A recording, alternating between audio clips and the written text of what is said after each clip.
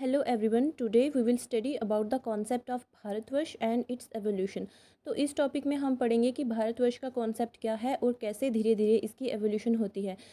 तो सबसे पहले इसकी ईजीएस्ट और सिंपलेस्ट स्टडी के लिए हम इसको 3 पार्ट्स में डिवाइड करके पढ़ेंगे। सबसे पहला पीरियड होगा ancient period, then medieval period and the concept of Bharatvarsha during the modern period.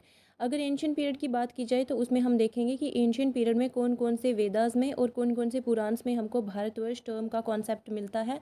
उसके बाद मेडिवल पीरियड में हम देखेंगे कि कैसे भारतवर्ष की डेजिग्नेशन चेंज करके हिंदुस्तान कर दी जाती है। Then ultimately during the modern period Hindustan के कॉन्सेप्ट को भी चेंज करके इंडिया का कॉन्सेप्ट इमर्ज होता है। The term Bharatvarsh is derived from वैदिक Bharat which means the land of Bharat. Bharatvarsh term को डिराइव किया गया है वैदिक भारत से, जिसका मतलब है भरत की भूमि। जो टर्म ओरिजिनेट हुई थी वैदिक पीरियड में, बाद में वही इवॉल्व होती है during the epic age and during the Puranic era. Later on same geographical area के लिए हम हिंदुस्तान टर्म यूज़ करते हैं और ब्रिटिशर्स के टाइम में हम टर्म यूज़ करते हैं इंडिया। अगर हम अलग अलग पुराण्स का कंटेंट देखें तो उसमें हमें पता चलता है कि भारतवर्ष एक ऐसी लैंड है जो कि एक लार्जर यूनिट का पार्ट बना रही थी, और वो यूनिट को हम जानते हैं जाम्बू द्वीप के नाम से। इसका मतलब है कि भारतवर्ष लाई कर रहा था जाम्बू द्वीप पे, जो कि एक कॉन्टिनेंट था, या जिसको एप्पल ट्री आइलैंड भी बोला जाता है। अब जो जाम्बू द्वीप का आइलैंड है ये सराउंडेड था 6 दूसरी एनुलर शेप्ड कॉन्टिनेंट से, जो कि कंसेंट्रिकली अरेंज्ड किए गए थे around the mount Meru. Epics में या कुछ पुराण में पूरे जाम्बू द्वीप को ही भारतवर्ष का नाम दे दिया गया है। अगर विष्णु पुराण को देखा जाए तो एक ऐसी कंट्री जो अटलांटिक ओशन के नॉर्थ में लाई करती है और snowy mountains that is Himalayas के साउथ में लाई करती है, उस कंट्री को नाम दे दिया गया भारत का, क्योंकि वहाँ पे डिसेंडेंट्स रहते थे भरत के। बहुत सारी कंट्रीज़ ऐसी होती हैं जिनका नाम या तो उनके सिटीजन्स के नाम पे रख दिया जाता है, या वहाँ जो रेस प्रिवेलेंट होती है उसके नाम पे रख दिया जाता है। इस कॉन्टेक्स्ट में अगर देखा जाए तो भारतवर्ष टर्म जो है इसको डिराइव किया गया है भारत रेस से, जो कि एक वैदिक आर्यंस की रेस थी और उस टाइम पे वो कंटेम्प्रेरी पावर में थी। अब अगर वेदास को में देखा जाए तो ऋग्वेद में भी हमें भरतास का मेंशन मिलता है। ऋग्वेदा में ये मेंशन किया गया है कि भरता एक एंशियंट ट्राइब थी, और इसका मेंशन हमें दो ऋग्वेद के 2 मंडल्स में मिलता है। पहला है 3rd मंडल, जो कि भरत ऋषि विश्वामित्र का है, और उसके साथ ही कुछ दूसरे एंशियंट टेक्स्ट हैं।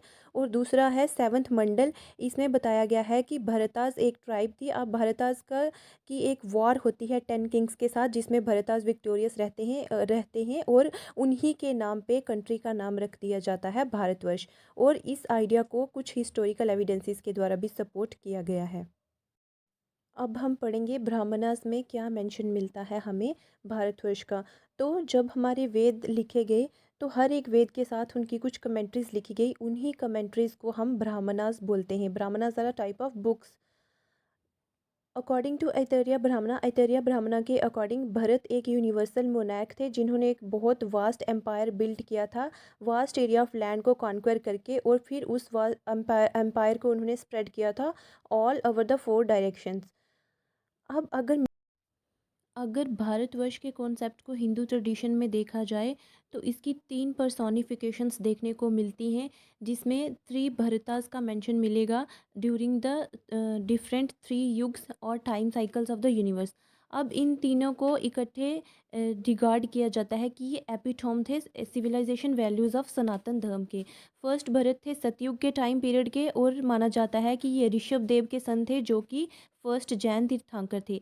सेकंड भरत थे त्रेता युग के टाइम के, ये किंग दशरथ जो कि अयोध्या के किंग थे उनके सन थे और लॉर्ड राम के छोटे भाई थे। थर्ड भरत थे द्वापर युग के टाइम के, और ये शकुंतला और किंग दुष्यंत के सन थे। अब इन तीनों ने मिलकर कुछ ऐसी सिविलाइजेशनल वैल्यूज़ थी जिनको हिंदी सिविलाइजेशन में बहुत इम्पॉर्टेंट माना जाता है। अब तक हमने जो भारतवर्ष का कॉन्सेप्ट पढ़ा वो एंशियंट इंडियन हिस्ट्री से रिलेट करता था। अब हम पढ़ेंगे मिडीवियल इंडियन हिस्ट्री में कैसे भारतवर्ष की डेजिग्नेशन चेंज करके हिंदुस्तान कर दी जाती है। तो जब पर्शियंस इंडिया में आते हैं तो वो सिंधु रिवर, वो देखते हैं कि इंडियंस जो हैं वो सिंधु रिवर के किनारे पे रह रहे हैं, तो वो सिंधु को हिंदू का नाम दे देते हैं, क्योंकि उनकी डिक्शनरी में एस की जगह एस को एच प्रोनाउंस किया जाता था, तो उन्होंने सिंधु को हिंदू कहना स्टार्ट कर दिया। अब उनके अकॉर्डिंग जो हिंदूज़ की कंट्री थी उसी को नाम दे दिया गया हिंदुस्तान का। The word Hindustan is comprised of two words, first is Hindus and second is sthan. The word Hindu stands for Hindu and sthan means place. अब Greeks use to call Indu for Hindu. अब वो हिंदू की जगह इंडू बोलने शुरू हो गए, क्योंकि ग्रीक अल्फ़ाबेट्स में लेटर एच नहीं था।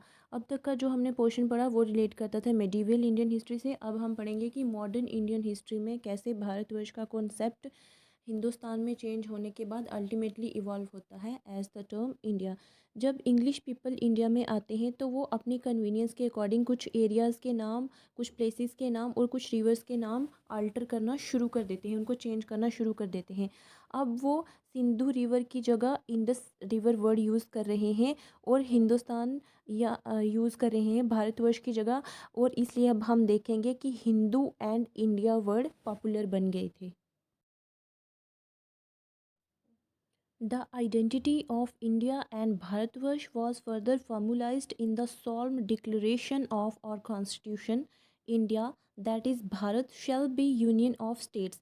इंडियन कॉन्स्टिट्यूशन में भारतवर्ष के कॉन्सेप्ट को और फॉर्मलाइज किया गया और ये डिक्लेयर कर दिया गया कॉन्स्टिट्यूशन में कि इंडिया, जिसको भारत कहा जाता है, ये यूनियन होगी स्टेट की। तो इंडियन कॉन्स्टिट्यूशन में भी अगर हम देखें तो इंडिया और भारत का हमें मेंशन मिलता है।